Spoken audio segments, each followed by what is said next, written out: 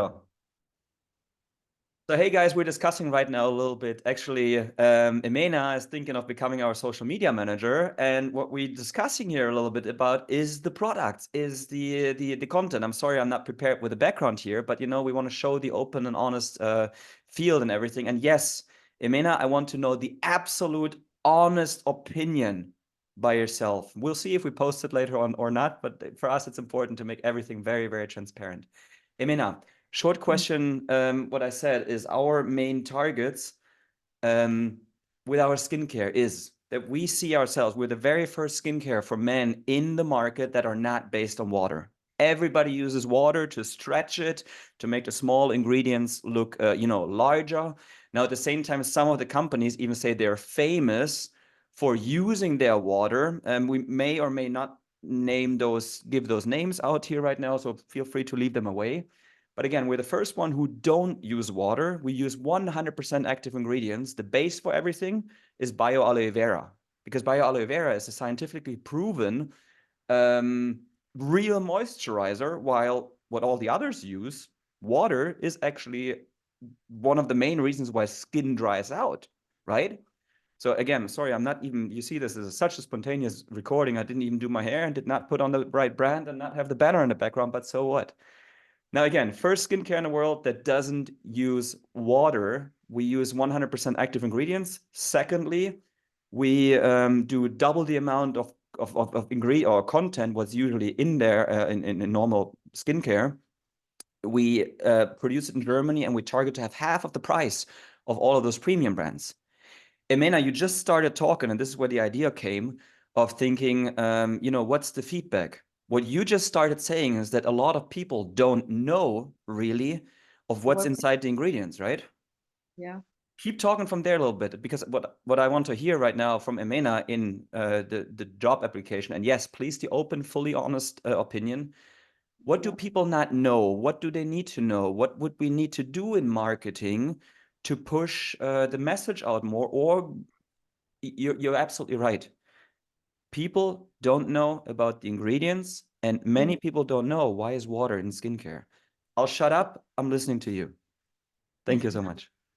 So yeah, what I was saying, people don't really actually know what's 100% in their product. They may know the main ingredient, which is, let's say, hyaluronic acid or retinol, Well, and hold they on. know That's not the main ingredient. That's the main active ingredient. The main ingredient is always water. The majority of water. the product is water. Yeah. Yes, in your brand is aloe vera, but people only focus on that, right? Retinol will fight their aging lines, Right. and they are not really aware of why is aloe vera better than water or the other way around. So what can we do? It means like we should educate. We need to work more on showing to the market, like, hey, what's actually in the products?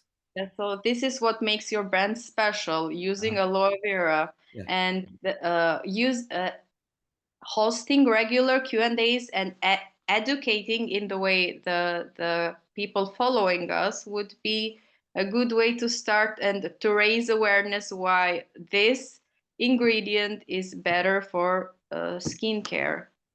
The camera is following me. I'll be back in just a second. Again, not prepared, but let me use that chance just to put it up here. All right. I'll move this a little bit over, camera follow, okay? Because back there's another brand. We have other brands as well. It's the second startup that we have. Again, keep on talking. Like you say, yes, and that's what we see as well. The majority of the people out there don't know what's the ingredient inside cosmetics and why it's there. They know what special ingredients like hyaluronic acid, retinol, vitamins, vitamin C, etc., and so on is in there and what it's for. But you think we may need to push more and talk about, but that's at least my feeling, we may need to educate the market more of what is included in the products. What do others do? I don't aim to, like shoot at others with the names and tell them what they do wrong, but Q&As, and how else could we do that? What do you think is a good way to do it? Hosting regular Q&As and posting. So why is retinol used in the morning and not in the evening, for example? Sorry, I wasn't I wasn't prepared for this. Yeah, but that's okay. That's perfectly fine. And again, those things we'll discover, of course, as well. Right. Keeping them engaged and in the same time educating in a way, Sorry, there was a call informing coming them, in. Mhm. informing about the product, not only the active ingredients, but everything else. Right. Okay. Do you see that there is a good potential to work with influencers? Yeah. From collaborating with influencers, we can expect brand visibility, engagement, and potentially more sales. But not only influencers, I would say also people who create UGC videos. Right, absolutely. So, I mean, our existing customers for sure as well. You know, if we publish this video out there, anybody who hears that and you thinks, hey, I'm an influencer, I would like to work together with you, or hey, I'm one of your customers actually, and we'd be happy to do UGC. You see how really natural, how much heart blood we put in there. I mean, even non-prepared hair, not in the right sweater, not the right setting in the background. And now surprising, Emena also was like, hey, those questions, why don't we just share things? And target is to build a really open and honest business and reflecting of what's made in the market, what can be done better. I fully agree, Emena. UGC creators for sure welcome, customers we welcome. And what we said before is as well, when we work with influencers, we would of course also pay the influencers in terms of, we don't want anything fake. But what we want is to say, hey, if you help spread the word and of course you help selling and making our brand known better, of course you should earn money along with this. We can't afford 500 euros, 1,000 euros, 5,000 euros for a post where we don't know the outcome. But I guess if we find influencers and UGC creators who are really convinced by that, and I have so much proof already, we're selling on Amazon, but we're also selling, of course, in our web shop, and we are selling over third-party marketplaces out there already, or resellers. And the feedback we get from customers, I mean, almost like every day, we get a feedback like, hey, this is really good. This is really great. I like it because of that. So we can share this. How would Not only, you, sorry, go ahead. yeah, not only payments, but we could also offer discounts for the people following them. Yes, we'd be happy, of course, to do that as well, as long as we can afford it. I get, guys, we don't make like 20 to 50 times margin of the production price, what most of the other companies most likely do. But yeah, our production in Germany, believe me, is very expensive. It is very intense. We don't make as much money, especially if we have the price of those premium brands, which have a very, very much lower production cost, very likely. We have a sourcing company as well, so we do know about prices, we do know about production. And that's, of course, one of the reasons why we built our own brands as well and want to put something real honest and open out there in the market. If we can give discounts, happy to do so. Emena, where would you find influencers? Target market for us in the beginning, even though we speak English right now, would be Germany. German. I do know you speak German, of course, as well. Where and how would you find influencers? TikTok.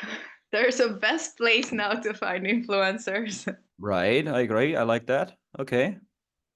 Could you imagine you work with those influencers together? How would you find them? How would you work with them together? I hope it's funny for you guys actually that we're recording a job interview. Um, Yeah. how is it, Emena? How would you find them? How would you work with them? And how would you keep the influencers on TikTok, on Instagram, on YouTube, wherever else So engaged? So initially, a way to approach them would be to emphasize that this collaboration can provide valuable visibility for both of us, Mhm. for influencers and your brand.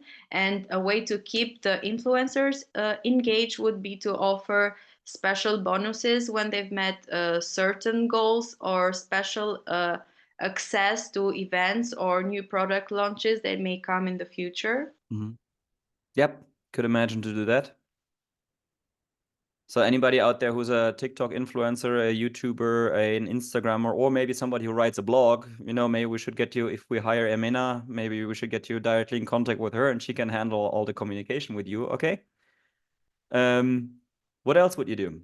Do you have contacts, let's say, for example, to journalists? Do you have contacts to bloggers? Do you have contacts to people who report of what's going on in the cosmetics industry or the lifestyle industry? If not a problem. We can probably learn how to do it. Not really. I've had contact with the latest one for my client was Miss Albania. Nice. Okay.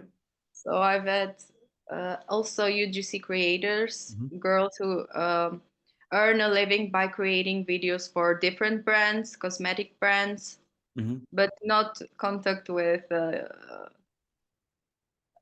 journalists, or not really.